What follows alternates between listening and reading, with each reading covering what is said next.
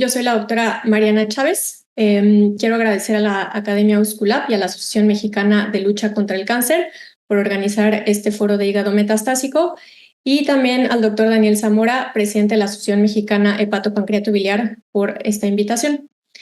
Es para mí un placer compartir este foro con la doctora Mónica Meneses, que hablará más adelante, y con el doctor Daniel Zamora, que nos acompañará en la sesión de preguntas y respuestas al final.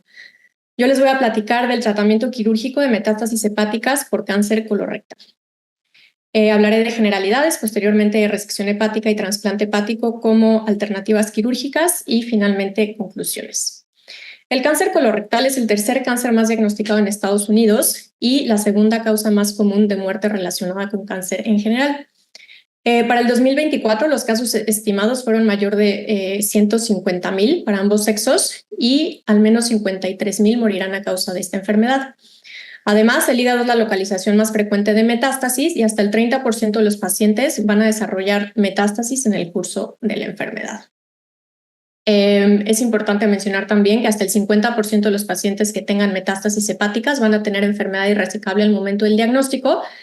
Y a pesar de que existen alternativas que nos pueden ayudar a disminuir el estadio de la enfermedad o downstaging, existe una limitación en las alternativas terapéuticas curativas. Además, la quimioterapia sistémica, si bien es una herramienta fundamental tanto para el tratamiento quirúrgico con trasplante o con resección, cuando se da por sí sola en pacientes con enfermedad irresecable, la sobrevida global a 5 años es menor al 10%. Recientemente, el tratamiento de cáncer colorectal, de metástasis por cáncer colorectal, se ha vuelto más multimodal y, sin embargo, sigue siendo muy heterogéneo. Esto es porque existe un sinnúmero de opciones y secuencias terapéuticas y por lo mismo hay una ausencia de un algoritmo de tratamiento estándar. Es por esto que es muy importante que se haga un abordaje multidisciplinario temprano que incluya oncólogos médicos, radiólogos, radiólogos intervencionistas, cirujanos colorectales y cirujanos de hígado y cirujanos de trasplantes para poder discutir a estos pacientes que son complejos y se pueda ofrecer un tratamiento individualizado según las características de cada paciente. Para la toma de decisiones va a ser muy importante tomar en cuenta varios factores. Dentro de los factores clínicos, edad, estatus funcional, por supuesto las comorbilidades y presencia de síntomas en caso de que sea una enfermedad sincrónica, factores relacionados al tumor primario, la localización va a ser importante si es colon versus recto, la lateralidad, si es colon derecho versus colon izquierdo, el grado de diferenciación y el estadiaje TNM. En cuanto a los factores relacionados a la biología tumoral, por supuesto será importante considerar el perfil tumoral y estatus mutacional y la respuesta a tratamiento sistémico o inmunoterapia. Dentro de los factores relacionados a las metástasis hepáticas, hay que saber la temporalidad, si es sincrónica o metacrónica, la carga tumoral, ver si se trata de enfermedad bilobar y el volumen metabólico tumoral. Y por último, por supuesto, la resecabilidad, ver si es enfermedad resecable, limítrofe o irresecable. Y por último, hay que ver si hay presencia de enfermedad extrahepática, que sería una situación completamente diferente. En cuanto a las opciones terapéuticas, la resección hepática sigue siendo el tratamiento de elección para los pacientes con enfermedad que sea técnicamente resecable. Sin embargo, solo el 25% de los pacientes van a ser candidatos a cirugía de forma inicial. Otras terapias que se pueden utilizar, no entraré en detalles, pero son terapias locorregionales como ablación, ITRIO 90, ya se está utilizando histotripsia en algunos casos, quimioterapia regional con bomba de infusión de la arteria hepática, quimioterapia sistémica, terapia blanco o inmunoterapia, las cuales van a servir para conversión a enfermedad resecable o para tratamiento puente o paliativo. Generalmente se van a utilizar en conjunto. Y por último, el trasplante hepático, ya veremos más adelante, que ha sido una herramienta relativamente nueva que ha demostrado beneficios en pacientes muy seleccionados. Brevemente sobre la infusión de la arteria hepática, la quimioterapia con infusión de la arteria hepática. Esta se ha asociado a una mayor sobrevida, con un aumento de la sobrevida global a 10 años hasta 38% después de resecciones hepáticas, y también se ha visto que aumenta la tasa de conversión a resecabilidad después de downstaging cuando se utiliza en conjunto con quimioterapia sistémica hasta el 52%. En cuanto a la biología tumoral, el pronóstico va a depender de esto tanto en resecciones como en trasplantes. Ahora, este es un término indistinto que se basa en una serie de parámetros clínicos y patológicos indirectos para poder evaluarla, por lo cual es fundamental hacer esta evaluación de manera precisa y cuidadosa. Hay que valorar el estado mutacional, los marcadores tumorales. También ya se están utilizando biopsias líquidas con la medición de DNA tumoral circulante, ver la lateralidad del tumor, porque en tumores primarios derechos se ha visto que son más agresivos. Hay que considerar el periodo de observación adecuado para valorar la respuesta al tratamiento, que de esto dependerá si los pacientes pueden o no ser candidatos a tratamiento quirúrgico. Ya entrando en la resección hepática, como mencionaba, es el tratamiento de elección en pacientes con enfermedad resecable y se asocia a una sobrevida global a 5 años de hasta el 50% o a 10 años de 24 a 33%. Desafortunadamente, las tasas de recurrencia son elevadas y únicamente el 20% va a alcanzar una curación a largo plazo, es decir, después de 10 años sin recurrencia de la enfermedad. Algunas consideraciones antes de considerar el tratamiento quirúrgico van a ser la extensión de la enfermedad, la biología tumoral y la resecabilidad técnica. Esta puede ser un poco controversial, ya que depende cada cirujano. Sin embargo, está bien definido que debe contar con estas 3 características. Tiene que tener un adecuado futuro remanente hepático, tiene que haber un adecuado flujo portal y arterial de entrada y un adecuado drenaje venoso y drenaje biliar. Para aumentar la tasa de resecabilidad existen estas estrategias. Por un lado, la neoadyuvancia para downstaging y por otro lado existen técnicas para aumentar el futuro remanente hepático. Ambas van a permitir que haya un remanente hepático adecuado con márgenes quirúrgicos positivos que vamos a ver que son muy importantes para el pronóstico. A pesar de esto, el factor pronóstico más importante, como ya mencionamos, es la biología tumoral, que va a dictar la recurrencia local, la progresión de la enfermedad y por tal el pronóstico del paciente.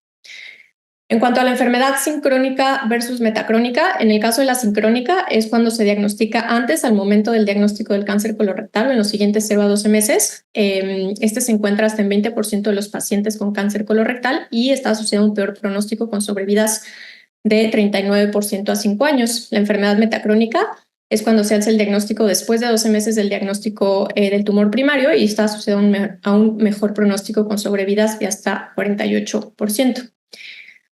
Ahora, la secuencia quirúrgica óptima para la enfermedad sincrónica, la verdad es que es controversial y no existe un consenso, una respuesta correcta. En general, se tiene que tomar esta decisión de manera individualizada según las características de cada paciente y por medio de un abordaje multidisciplinario. Sin embargo, existen estas 3 alternativas. Se puede hacer un abordaje simultáneo, es decir, una hepatectomía más una resección del tumor primario en el mismo procedimiento, sobre todo en pacientes que tienen un buen estado funcional y que pueden aceptar, que pueden tolerar una cirugía mayor.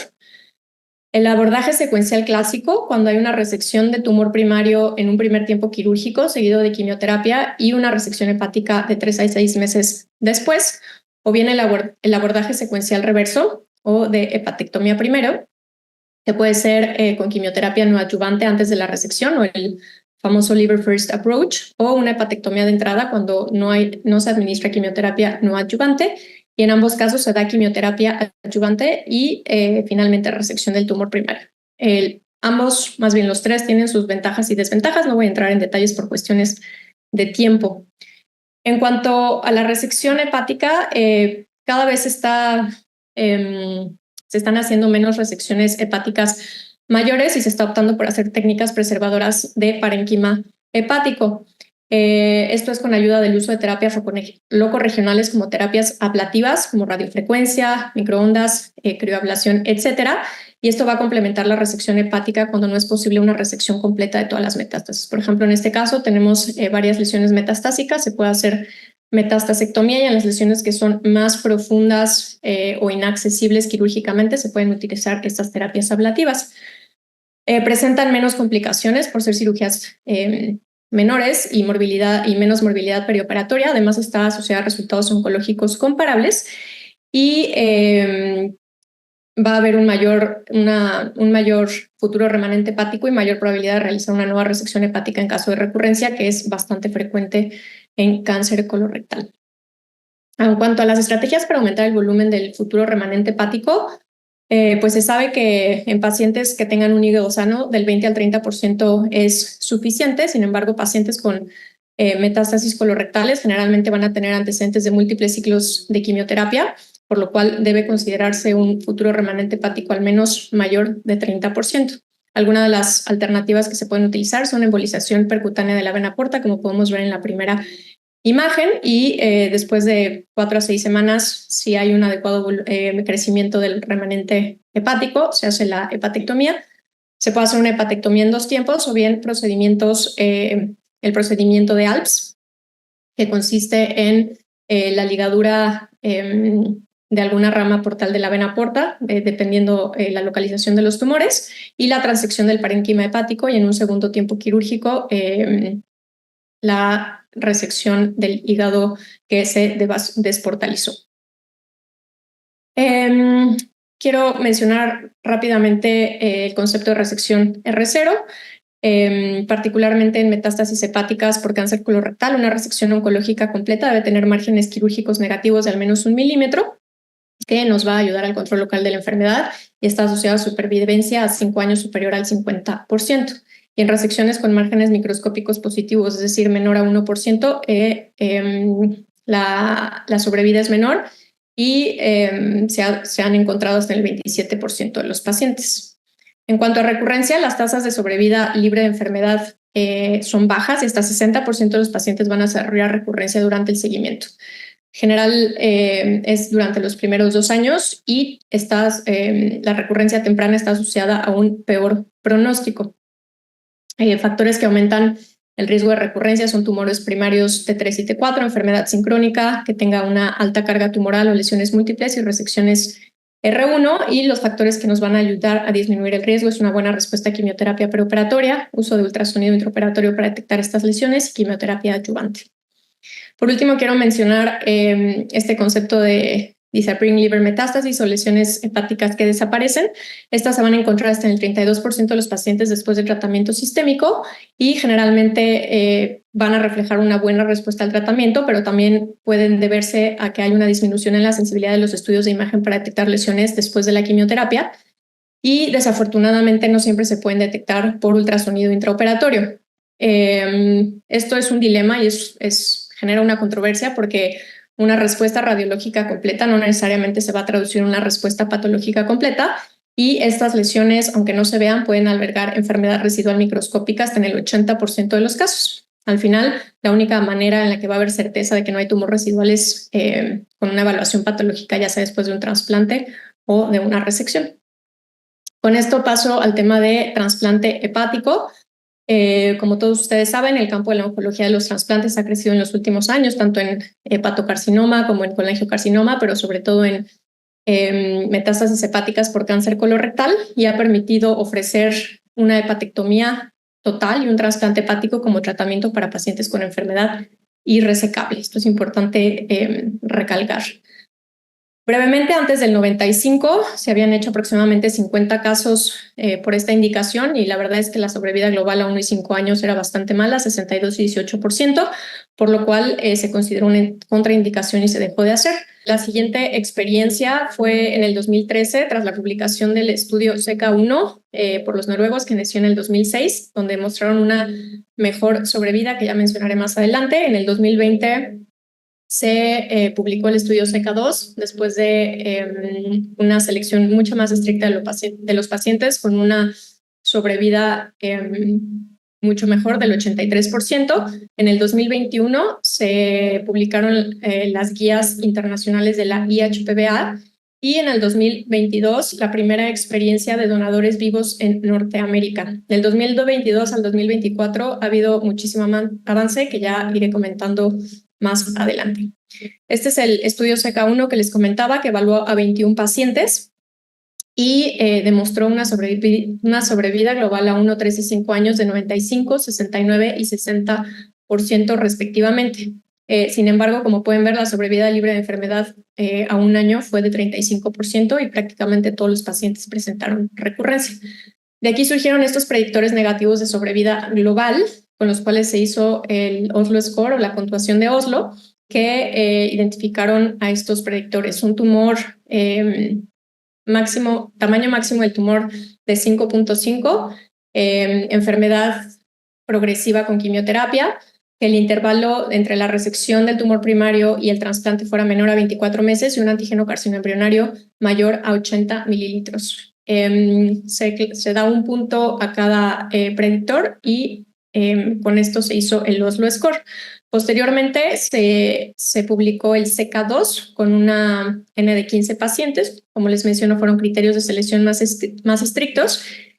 Y aunque fueron exhaustivos y no los voy a mencionar todos, algunos de los más importantes es que ninguna lesión debía medir más de 10 centímetros. Si había más de 30 lesiones, todas debían de ser menor de 5 centímetros, que no hubiera progresión durante la quimioterapia con tasas de respuesta mayor al 10%, que el intervalo entre el diagnóstico del tumor primario y la inclusión a la lista de trasplantes fuera de al menos un año.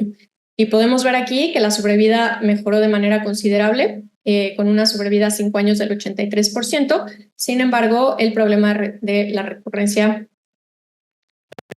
con una sobrevida libre de enfermedad 5 años de 35%. Esta es la experiencia a largo plazo, después de 10 años, donde se incluyeron a los 23 pacientes iniciales de CK1, donde podemos ver que la sobrevida global a 5 años fue de 43%, sin embargo a 10 años de 26%, muy similar a lo reportado para resección y que es considerado como curación. Sin embargo, cuando subdividimos a los pacientes según la clasificación de Oslo, aquellos pacientes que tenían un Oslo score de 0 o 1 llegaron a tener una sobrevida global a 5 años de hasta de 75% y de 10 años de 50%. Por último, esta es la última experiencia de los noruegos, donde nos muestran la evaluación de 61 pacientes y describen los factores predictivos negativos para sobrevida global después del seguimiento a largo plazo. Una vez más, tamaño tumoral mayor a 5.5 centímetros, progresión durante la quimioterapia, el antígeno carcinoembrionario mayor a 80 y que tuvieran Oslo score de 3 o 4. También que tuvieran un volumen metabólico tumoral mayor de 70 centímetros cúbicos, que el tumor primario estuviera en el colon ascendente y que tuvieran carga tumoral elevada, ya sea con un tumor burden score mayor a 9 o con lesiones hepáticas más de 9. Asimismo, un FONC score de 3.5. A pesar de esto, vieron que los pacientes que tenían un Oslo score de 0 a 1 mantenían una sobrevida global a 5 años de 89%. Estas son las guías de la Asociación Internacional de HPV. No voy a entrar en muchos detalles, sin embargo, fue el resultado de la necesidad de un consenso sobre trasplante hepático por esta indicación. Se emitieron 44 apartados o recomendaciones que hablan sobre la selección de pacientes, biología tumoral, selección de injertos, consideraciones sobre el receptor y desenlaces. Únicamente me gustaría mencionar que lo que comentan las guías según el perfil molecular, donde mencionan que es obligatorio buscar mutaciones en BRAF y RAS, así como inestabilidad de microsatélites, y no recomiendan trasplantar a pacientes que tengan mutaciones BRAF B600 o inestabilidad de microsatélites.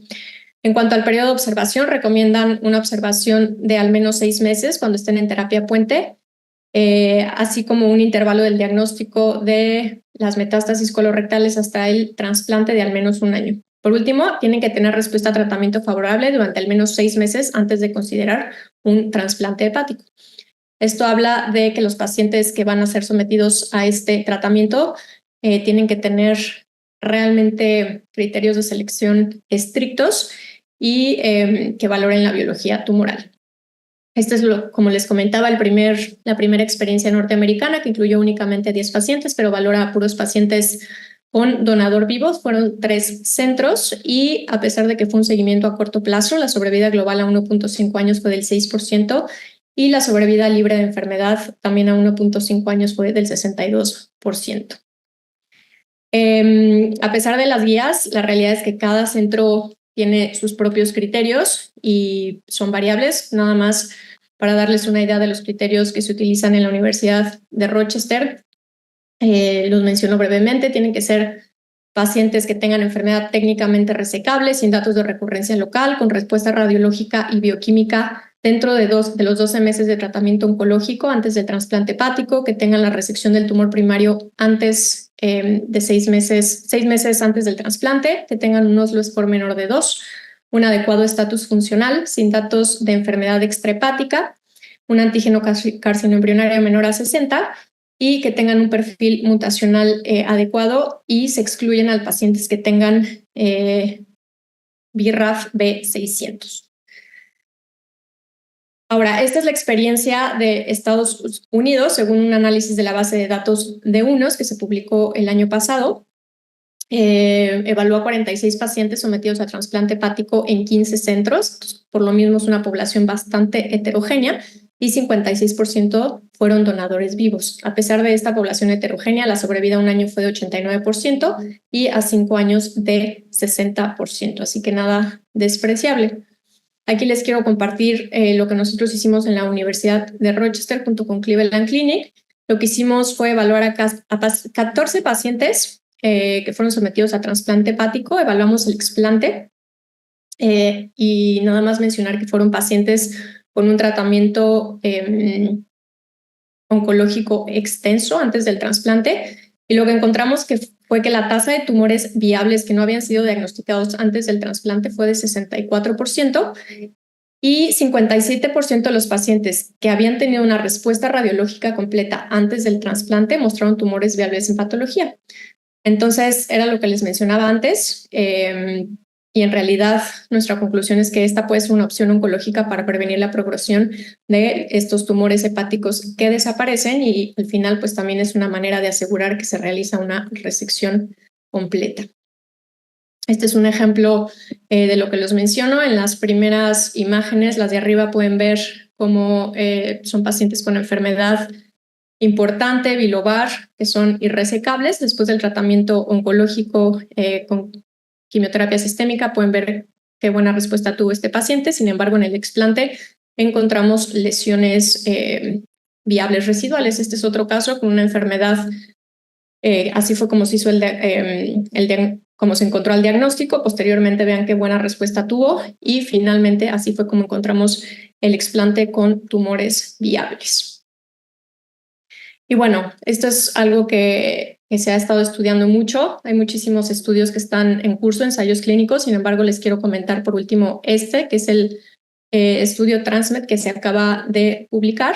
Los resultados oncológicos aún no están publicados, sin embargo, se presentaron en ASCO hace un par de meses. Y bueno, esta es la parte nada más de seguridad y viabilidad. Entonces, el primer ensayo clínico aleatorizado multicéntrico prospectivo que reclutó pacientes del 2016 al 2021, validando 157 pacientes en 20 centros, Francia, Bélgica e Italia. Lo que es muy interesante de este estudio es que se tenía un comité de validación multidisciplinaria independiente que al final excluyó al 40% de los candidatos propuestos por los comités locales. Finalmente se aleatorizaron estos 94 pacientes, que fue el 60% de los iniciales, y se asignaron 47 en cada brazo.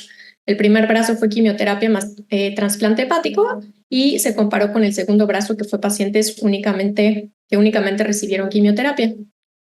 Y lo que podemos ver es que la viabilidad de trasplante hepático fue de 81%, es decir, 38% de esos pacientes fueron sometidos a trasplante y 9 pacientes fueron eliminados por progresión de la enfermedad en la lista de espera. La mediana de tiempo de la aleatorización al trasplante fue de 51 días.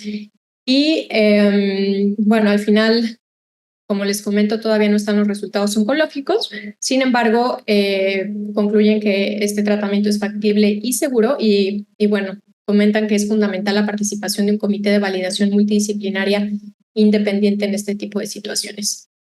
Aquí brevemente les presento nada más los resultados que se mencionaron en ASCO, y es impresionante porque la sobrevida global a 5 años en el grupo de quimioterapia más trasplante fue de 73%, con una sobrevida libre de enfermedad de 17 meses, en comparación con el grupo de quimioterapia sola, donde fue únicamente del 9%, con una sobrevida libre de enfermedad de 6 meses.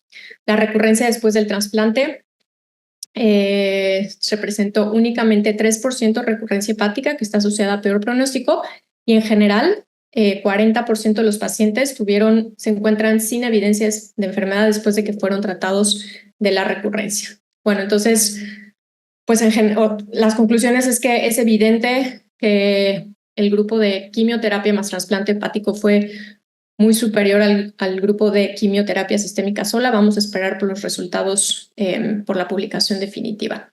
Por último, acerca de la recurrencia en el trasplante, pues como ya vieron, es un tratamiento que tiene alta tasa de recurrencia en pacientes que tengan alta carga tumoral y esto lo genera mucha controversia. Sin embargo, también se ha visto que el trasplante ha generado un cambio en el patrón de recurrencia y menos pacientes recurren en el injerto hepático, que como ya mencionamos está asociado a peor pronóstico.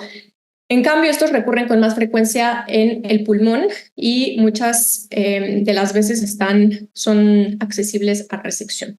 Así, según la experiencia de Noruega, a pesar de que hubo 79% de recurrencia, 52 fueron pulmonares, con una sobrevida global a 5 años tras la resección de 67%.